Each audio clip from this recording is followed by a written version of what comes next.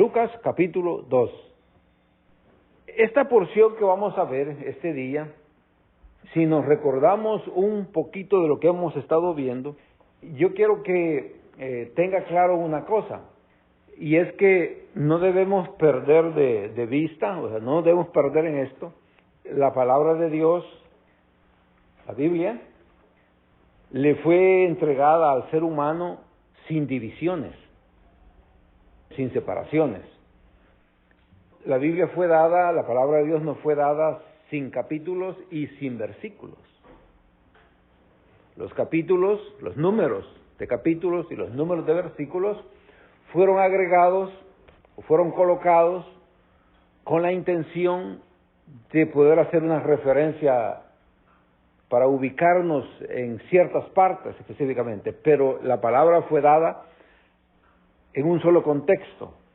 Entonces, cuando brincamos del capítulo 1 al capítulo 2, no estamos hablando de otra cosa.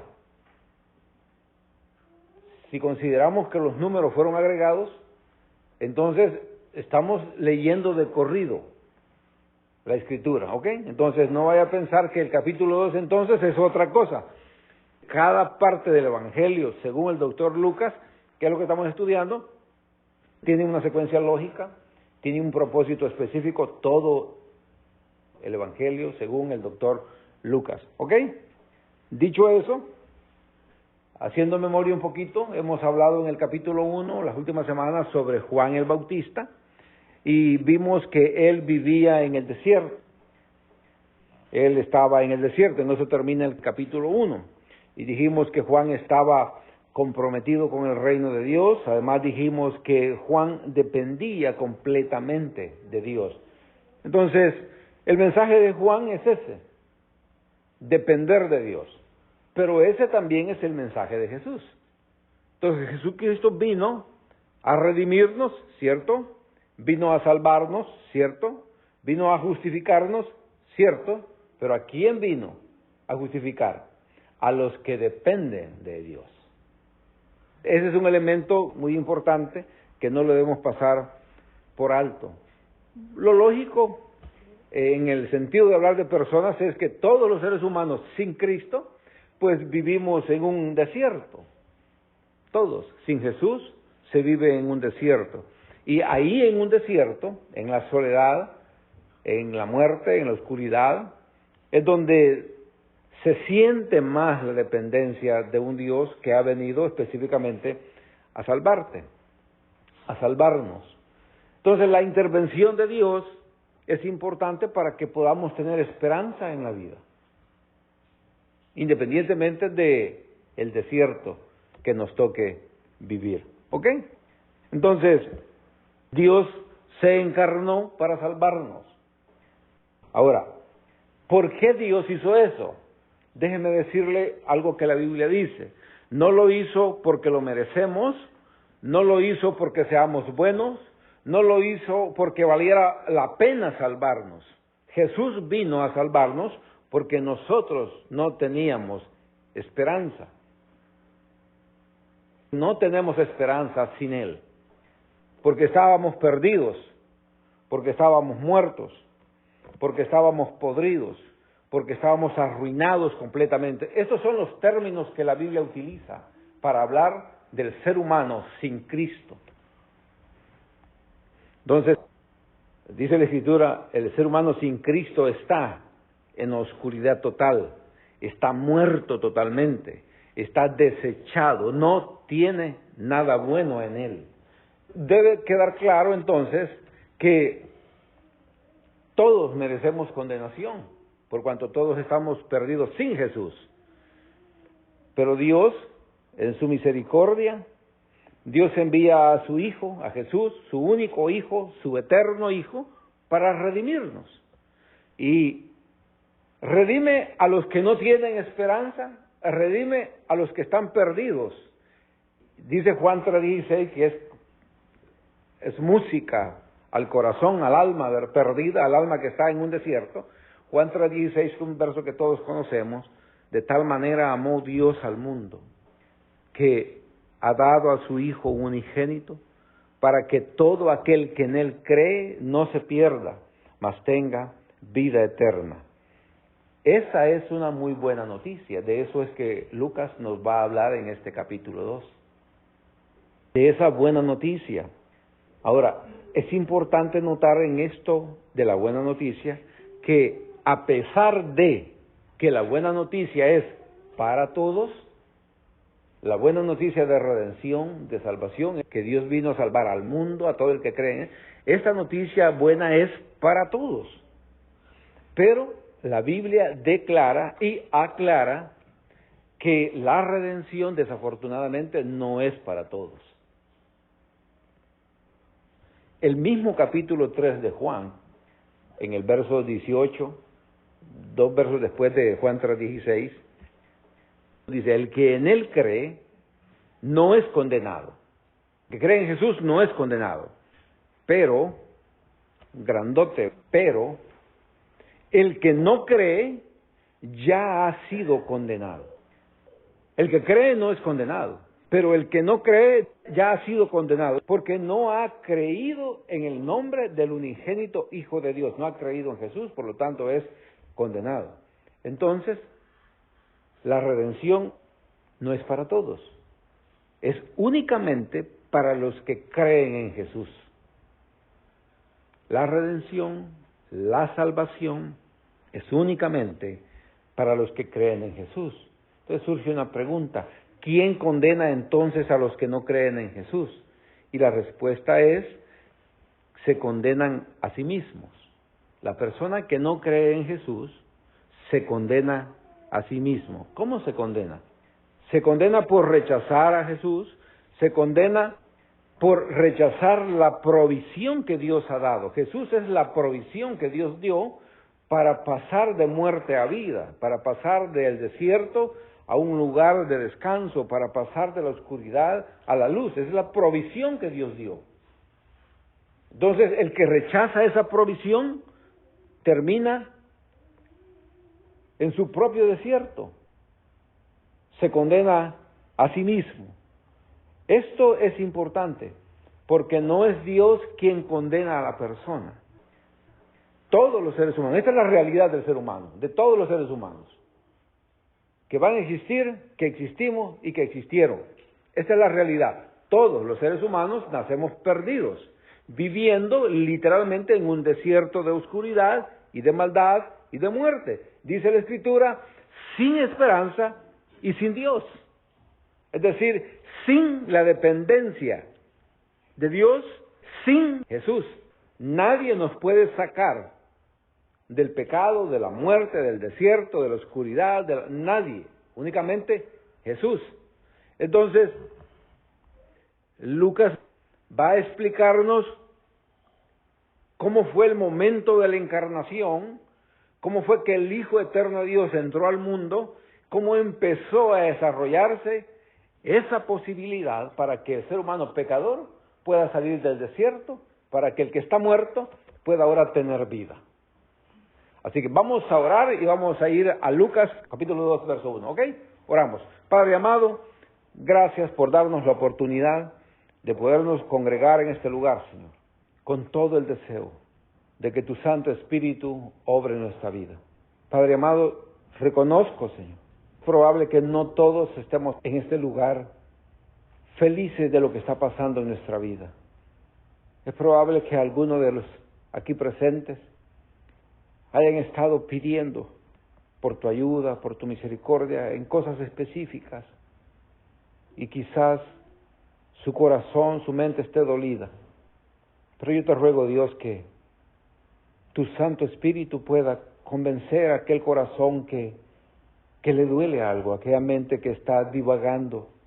Padre amado, yo te ruego que tu Santo Espíritu, con ese amor eterno que tú tienes, con tu misericordia, puedas hacer que cada corazón pueda entender y que a pesar de las dificultades de la vida, tú eres un Dios amoroso, tú sigues siendo Dios.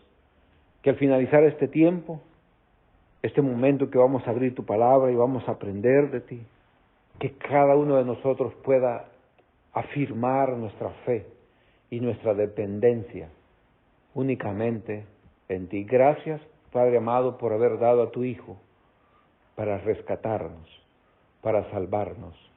Que independientemente de nuestra edad, nosotros podamos vivir una vida agradable delante de tus ojos.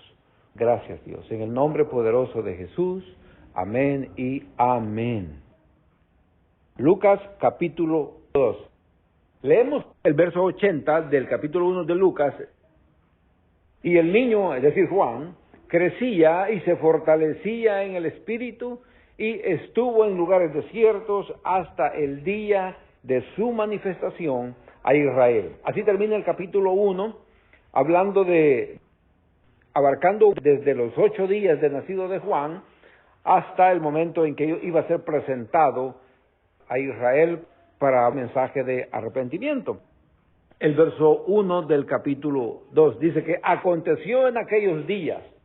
Aquellos días no se refiere al momento en que Juan iba a comenzar su ministerio, sino que se refiere a los días en que Juan había nacido. Alrededor de esos días, acuérdense que entre Jesús y Juan solo hay 6 meses de diferencia. Dice, aconteció en aquellos días, Juan todavía es un niño, tiene 6 meses. Dice, aconteció en aquellos días que se promulgó un edicto de parte de Augusto César, que todo el mundo fuese empadronado. Roma era el imperio que gobernaba el mundo en ese momento, y Augusto César era el César, que gobernaba en el imperio romano, y él decide dar una orden. Y esa orden que él da va a afectar a todo el mundo de ese momento, a todos. Aquí en estas primeras palabras hay una verdad que uno tiene que asentarla bien. Nosotros sabemos que Augusto César era quien gobernaba a Roma, todo el imperio romano, y por eso da esa orden. Pero es interesante que aunque él gobernaba, quien mandaba era Dios. Él gobernaba todo el imperio romano, Augusto César, pero Dios era quien mandaba. Claro, César no sabía que estaba cumpliendo los propósitos de Dios con esto que él había hecho. Este edicto que da César hace que María y que José viajaran por lo menos 130 kilómetros desde Nazaret hasta Belén. Y así que se cumpliera la palabra de Dios. César no sabía eso, pero Dios estaba poniendo todas las cosas en su lugar. Roma, el imperio romano, realizaba estos censos, se dice que cada 14 años. Y lo hacía por 2 razones. Una razón era para la estructura militar del imperio romano, y la otra era para la recolección de los impuestos. Entonces, cada 14 años ellos hacían esto. ¿Y en qué consistía este edicto? ¿En qué consistía? En 4 cosas. No importaba dónde viviera, pero cada varón, cada hombre judío tenía que volver a su ciudad histórica a hacer 4 cosas. Primero, a inscribir su nombre. Segundo, a inscribir su oficio, lo que hacía. Tercero, a inscribir las propiedades que tenía. Y cuarto, a inscribir a qué familia histórica pertenecía. Como que ahora dijeran aquí en Estados Unidos, todos los salvadoreños para El Salvador, todos los colombianos para Colombia, todos los mexicanos para México. Una orden así, por alguien que mandara, que no estaba preguntando si querés, sino que era un edicto, quiere decir que era algo que debía cumplirse. Entonces, en eso también hay una verdad sobresaliente, y es que ese edicto iba a afectar a todo el imperio romano, a todo el mundo del imperio romano. De esa misma manera, el nacimiento de Jesús iba a impactar a todo el mundo también. Claro, nosotros tenemos que entender que en el caso de Jesús, pues el impacto iba a ser a una escala muchísima mayor. Pero el nacimiento de Jesús impacta a todas las generaciones, en todos los lugares, similar al edicto, que no importa dónde vivas, no importa lo que hagas, dónde estés, ese edicto te iba a afectar, si vivías en aquel tiempo. Bueno, hoy es idéntico. La vida de Jesús, el nacimiento de Jesús impacta tu vida, quieras o no quieras, o para bien o para mal. Impacta tu vida para salvación o la impacta para condenación. Pero tienes que hacer algo con ese edicto. Solo hay dos cosas que hacer: o lo recibes o lo rechazas.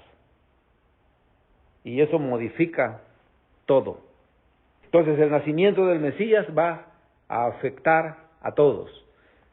En el verso 2 dice que este primer censo se hizo siendo Cirenio, dice gobernador de Siria.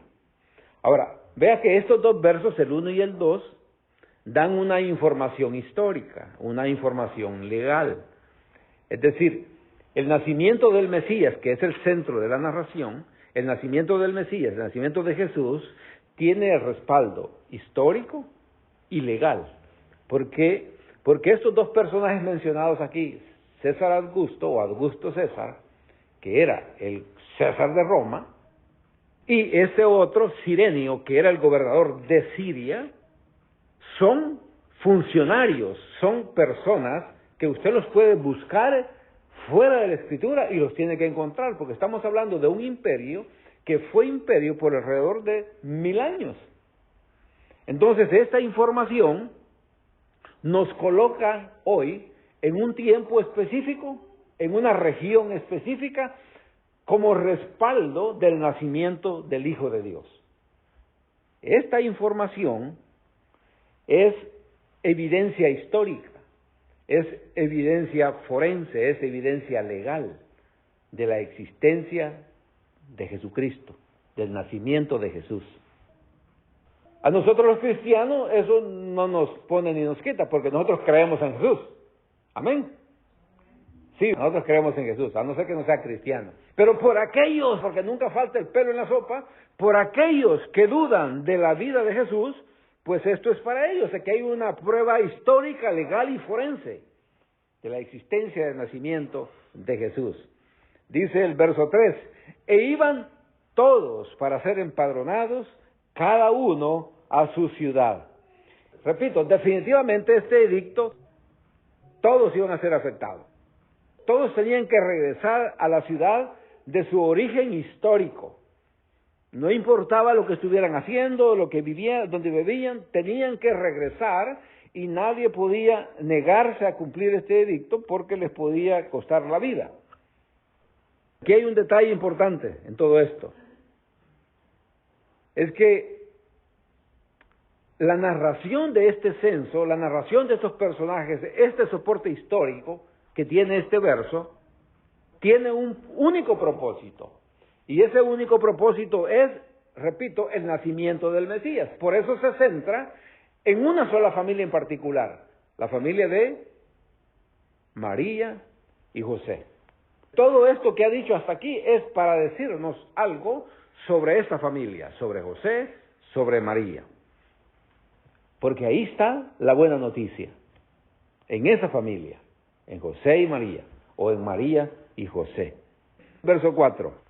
Y José subió de Galilea, de la ciudad de Nazaret, a Judea, a la ciudad de David, que se llama Belén, por cuanto era de la casa y familia de David. Este verso tiene 6 cosas que es necesario ponerles atención. 6 detalles, están separados por comas. La primera dice que José subió de Galilea. ¿Se acuerdan que Galilea significa revelar o desenrollar? Ese es el significado de esa palabra, desenrollar. Como que usted tiene un rollo y lo tira, lo desenrolla. A eso se le llama revelar. Fíjese qué interesante, porque la historia es eso. La historia es un rollo que Dios desenrolla. Cuando Dios desenrolla ese rollo, entonces la profecía se convierte en historia, porque Dios ya lo había planeado y ahora se está cumpliendo. La palabra subir del territorio de Israel, la parte más importante es Jerusalén. No porque yo lo diga, sino porque Dios designó Jerusalén como la ciudad donde Dios iba a morar. Esa fue una decisión de Dios, está aquí en la Biblia. No es un invento de alguien, no es un invento del pueblo judío, no es un invento de los pastores, no es un invento político, es la decisión de Dios. Dios decidió que Jerusalén fuera la ciudad del gran rey, de Jesús. Por eso Jerusalén es el lugar más importante de Israel. Entonces, no importa en qué parte estés de Israel, cuando te diriges a Jerusalén, dices, voy a subir a Jerusalén. No importa dónde estés, dices, voy a subir cuando vas a Jerusalén. Dice aquí que subió de Galilea. Galilea es la región más lejos de Jerusalén. En la Biblia, Galilea se relaciona con los gentiles. Galilea de los gentiles. Porque esa región se mixtió con otros pueblos e incluso su manera de hablar fue diferente. Tenía un acento diferente. Dice, en segundo lugar, subió de Galilea a Nazaret. Aquí en esto quiero hacerle una pregunta.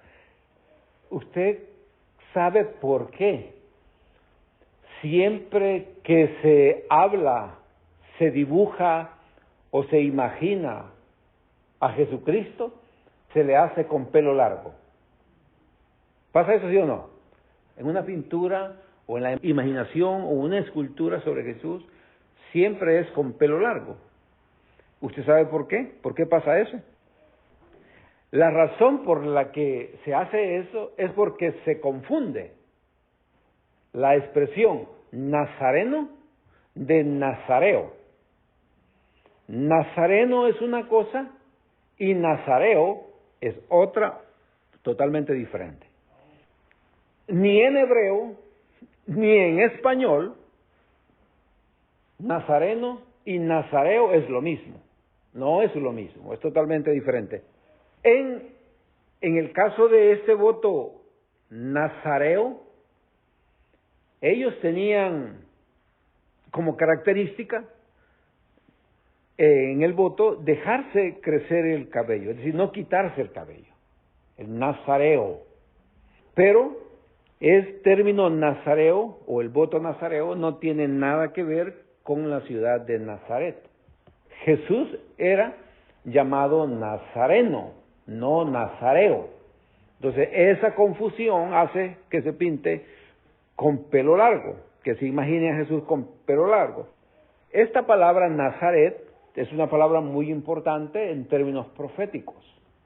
Cuando se habla de profecía, este término es muy importante, la palabra esta Nazaret, porque Isaías, capítulo 11, verso 1, Isaías 11:1 dice, saldrá una vara del tronco de Isaí, y un vástago retoñará de sus raíces. Ese verso, la palabra vástago, o brote, o renuevo, o retoño, esa palabra es la palabra netzer. Y la palabra netzer es la misma raíz de la palabra Nazaret. Entonces, Jesús es el renuevo del que habla Isaías. En el hecho de que él vivía en Nazaret, se cumple esta profecía. Pero, saliéndonos de ese significado de la palabra, ese renuevo es lo que Jesús es, el renuevo, la Biblia sí dice que a Jesús se le iba a llamar nazareno, no nazareo. La Biblia dice que él iba a ser llamado nazareno, no nazareo. Mateo, en el capítulo 2, en el verso 23, dice que y vino y habitó en la ciudad que se llama Nazaret, está hablando de Jesús. Y dice, para que se cumpliese. Jesús vino a vivir a Nazaret, dice, para que se cumpliese lo que fue dicho por los profetas, que habría de ser llamado Nazareno, no Nazareo. Una confusión en esos términos es lo que ha provocado que la gente lo pinte con pelo largo. Pero eso no es lo que la Escritura dice. Lo que la Escritura sí dice es que él iba a ser llamado Nazareno por vivir en Nazaret, y también sabemos, por la raíz de la palabra Nazaret, en él se cumple la profecía dada por Isaías, porque es la misma raíz para retoño, renuevo, brote, que es lo que está diciendo Isaías en el capítulo 11, donde le atribuye a ese retoño los espíritus de Jehová. Habiendo aclarado eso, podemos seguir. Dice que de esta ciudad a Judea. Entonces tenemos Galilea al norte y Judea al sur. Y todos sabemos que Judea es el territorio que le pertenece a la tribu de Judá. Por eso se llama Judea. Y sabemos que Jesús, que es el centro de lo que estamos hablando, el nacimiento de él, que Jesús iba a nacer o iba a provenir de la tribu de Judá. Por eso se le llama el león de la tribu de Judá. Entonces, eso es una profecía. Cuando Jacob, que es el padre de todos estos miembros de las tribus de Israel, cuando Jacob estaba en sus días últimos para morir, él llamó a todos sus hijos para darles una bendición. Y entre las bendiciones que da a sus hijos, cuando llama a su cuarto hijo, a Judá, la bendición que le da a Judá es básicamente una profecía sobre Jesucristo. Yo no le voy a leer toda la bendición o la profecía que Jacob le dio a Judá, solo le quiero leer un verso. Génesis 49, en el verso 10 nada más. Dice la palabra del Señor: no será quitado el cetro de Judá. Es decir, que en Judá siempre iba a haber un rey. Luego dice, ni el legislador de entre sus pies. Es decir, siempre iba a haber alguien que legisle, que mande, de la tribu de Judá. Ahora dice, hasta que venga Silo. Silo es una ciudad, o Silo es una ciudad, pero aquí se refiere a una persona. Dice, hasta que venga Silo. Y luego dice, y a él, es decir, a Silo, alguien que va a venir que se llama Silo, y a él se le congregarán los pueblos. Entonces queda claro que aquí está hablando de Jesús. El término Silo aquí es un término para Jesús. Esta profecía de que Jesús iba a provenir de la tribu de Judá, el nacimiento del Mesías es el cumplimiento también de esa profecía, que está en Génesis 49. Ahora, la palabra Silo es una ciudad importante en el Antiguo Testamento. En la ciudad de Silo estuvo en una casa de manera temporal el Arca del Pacto. Pero también en esa ciudad de Silo fue donde se construyó el tabernáculo. También en esa ciudad de Silo fue donde creció el profeta Samuel. Es una ciudad importante. Antes de Jerusalén, esa ciudad era muy importante, Silo. Pero si pensamos en Silo, no como la ciudad, sino como lo dice Génesis, hablando de Jesús, de ese término que se le otorga a Jesús, cuando Él venga, hay un detalle bien importante que quiero compartir con ustedes. Busque por favor Mateo 11:28. Dice nuestro Señor, venid a mí todos los que estéis trabajados y cargados. Venid a mí todos los que estéis trabajados y cargados. Y dice nuestro Señor, y yo os haré descansar. Para empezar, usted tiene la respuesta a esa expresión de la gente que dice, no, primero voy a cambiar y después puedo ir a la iglesia. Dice, no, venga así como está, cargado, cansado, con todos sus problemas, así venga. Porque usted solo no puede con ellos, necesita ayuda. Vive en un desierto y necesita que Dios le ayude. Entonces venga aquí, literalmente como Él dice, así como está, trabajado y cansado, porque Él lo va a hacer descansar. Ahora, mire la palabra Silo. La palabra Silo significa lugar de descanso. ¿Y qué fue lo que Él prometió? Que Él nos haría descansar. A eso se refiere la profecía que está en Génesis. Aunque esté viviendo en un desierto, aunque no hay un lugar donde usted pueda descansar, el llamado de Dios a depender de Él es un llamado también a tener un lugar de descanso. Por eso yo siempre digo, mire, Dios a usted no le está pidiendo nada. Usted me ha escuchado decir, quédese con sus 2 pesos en su bolsa. Dios lo que quiere es su corazón, tu corazón. Entonces el llamado a depender de Dios, el llamado a ser hijo de Dios es un llamado a tener un lugar de descanso, que es lo que significa la palabra Silo, que también es una ciudad. Luego después de eso dice, a la ciudad de David, ahí está la otra coma. También sabemos esto, que Jesús, el Mesías, sería descendiente del rey David. También está en el Antiguo Testamento. Sería de la familia de David. Ahora, en la Biblia hay diferentes pactos, y uno de los pactos se llama Pacto Davídico. Eso está en el 2 libro de Samuel, en el capítulo 7. Ahí está ese pacto David, el pacto que Dios hace con David. Solo le quiero leer un verso nada más de ese pacto, que está en el verso 16, para que usted vea esto de que el Mesías, Jesús, iba a nacer, era descendiente de la familia de David, del rey David. Dice en el verso 16 del 2 libro de Samuel, capítulo 7. Y será afirmada tu casa y tu reino para siempre delante de tu rostro. Esa cita no puede ser referida a un rey humano, porque los reyes humanos se mueren, no son para siempre. Y esta es una promesa para siempre. Y luego dice, tu trono será estable eternamente. Esta es una profecía sobre el Mesías, el reino del Mesías, que iba a nacer de la familia de David. Es la promesa que Dios le está haciendo a David. Eso es básicamente lo que está diciendo. Recuerde el edicto. El edicto decía que cada varón tenía que regresar a la ciudad de sus padres para inscribir su nombre, su oficio, su propiedad y a qué familia pertenecía. Y el verso 4 es eso lo que dice. Y José subió de Galilea, de la ciudad de Nazaret, a Judea, a la ciudad de David. ¿Por qué fue a la ciudad de David? Porque era descendiente de David. Y aquí hemos visto en 2 Samuel. Entonces no olvide que ese es el producto del edicto que han hecho. Entonces todo lo que sucedió, todo lo que ha sucedido hasta ese momento, está sucediendo tal como la Escritura lo había dicho. En el tiempo de Jacob, con la profecía, en el tiempo de David, con la profecía, todo estaba sucediendo como él lo dijo.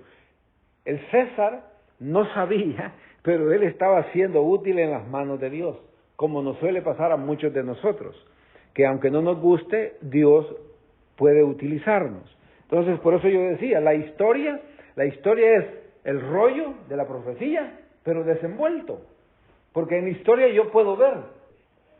La historia sirve para ver que lo que Dios ha dicho se cumple. Siempre es así, siempre lo que Dios dice se cumple. Podemos decir literalmente esto, que lo que pasa con su vida, lo que pasa con mi vida, lo que pasa en la historia, solo nos ayuda a ver la palabra de Dios cumplida. Este es un ángulo diferente de ver la vida. Lo que pasa en su vida, lo que pasa en la vida, lo que pasa en la historia, solo es el cumplimiento de la palabra de Dios. Es exactamente como dijo Jeremías. Jeremías, en el capítulo 1, en el verso 12, tiene una expresión que tiene que ver con esto de cómo Dios desenrolla la historia para que la gente vaya viendo cómo la palabra de Él se cumple. Dice Jeremías 1:12, y me dijo Jehová, Dios le dice a Jeremías, bien has visto, porque yo, dice Dios, apresuro mi palabra para ponerla por obra. Esa es la historia, Dios actuando para que se cumpla su palabra. Siempre ha sido así y siempre va a seguir siendo así porque la palabra de Dios siempre tiene un cumplimiento, nunca falla. Así que nosotros podemos vivir confiados. Por eso es que Él nos llama a descansar en Él. Venid a Él como estés, porque Él tiene el poder para hacerte descansar, independientemente de la dificultad que estés pasando. ¿Qué es lo único que debemos hacer nosotros? Es caminar hacia Él. Caminar hacia Él, porque Él es quien nos puede hacer descansar. La otra parte dice del texto que iba a la ciudad que se llama Belén. Ahí hay otra coma, ¿verdad? Esa porción está separada por otra coma, que se llama Belén. ¿Sabe qué significa Belén? Belén significa casa de pan. ¿Y cómo fue revelado Jesús? Como el pan de vida. ¿Y dónde iba a nacer el pan de vida? En Belén. ¿Ven? Ahí hay otra profecía cumplida.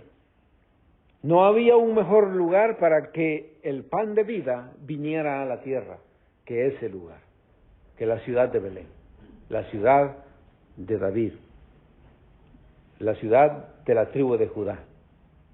En Juan 6:35 está esto, que Jesús es el pan de vida.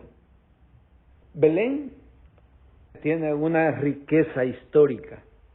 En Belén murió Raquel, ahí nació Benjamín, ahí creció el rey David. Muchas de las hazañas del rey David se desarrollaron en esa región, en esa ciudad. El matrimonio de Ruth también fue ahí, en la ciudad de Belén. Ahora, déjenme ir terminando con esto. ¿Usted sabe qué significa el nombre David? ¿Qué significa el nombre David? El nombre de David significa amado. ¿Sabe cómo le llama Dios a Jesús? Mi hijo amado. Es decir, que en este verso 4 está todo, esas 6 divisiones que tiene este verso 4, está lleno de una riqueza del Antiguo Testamento, de una riqueza profética sobre el nacimiento del Mesías, aparte de la base legal, histórica que tienen los 2 primeros versos. Este verso 4, José subió de Galilea y de la ciudad de Nazaret a Judea, a la ciudad de David, que se llama Belén, por cuanto era de la casa y de la familia de David. Ese era el edicto, básicamente. El verso 4 tiene esos 6 elementos que nos ayudan a nosotros a tener la perspectiva correcta para poder recibir el nacimiento del Mesías. Cuando hablamos del Mesías no estamos hablando de una interpretación o de una idea de alguien. La Biblia es, Dios es quien narra todo. El nacimiento del Mesías es el cumplimiento de lo que Dios había dicho en el Antiguo Testamento referente a la llegada del Mesías. ¿Por qué el pueblo de Israel no lo recibió? La Escritura dice que es por la dureza de ellos. ¿Y para qué? Para que usted y yo, que no éramos pueblo de Dios, pudiéramos alcanzar misericordia. En la desobediencia de Israel, dice Dios en Romanos, ahí está nuestra salvación. Nosotros tenemos suficientes motivos para vivir agradecidos con Dios, no con Israel, con Dios. Suficientes motivos para vivir agradecidos. Entonces, para terminar, yo entiendo que todos los que estamos acá somos creyentes, pero sirve todo esto para que nuestra fe tenga una base bíblica, para entender quién es Jesús, cómo es el nacimiento de Jesús, que eso es lo que va a hablar, de lo que vamos a estar hablando de aquí en adelante. Aprender a descansar en Él, a tener descanso en Él, a salir del desierto que Él nos saca de ahí, a entender que cualquier situación que pase en nuestra vida, que esté pasando en nuestra vida, que nos ocasione dolor, no debería hacer que nosotros cuestionemos la grandeza de nuestro Dios. Pues nuestro trabajo es no permitir que las dificultades que nosotros vivimos nos lleven a poner en tela de juicio el amor de Dios hacia nosotros, porque el amor de Dios no está en juego, como tampoco está en juego su justicia. Su justicia está ahí para el que no cree en Él. Cada uno va a recibir de acuerdo a esto, creer en Jesús o no creer en Jesús. Y creer en Jesús demanda un comportamiento. Póngase en pie, vamos a orar.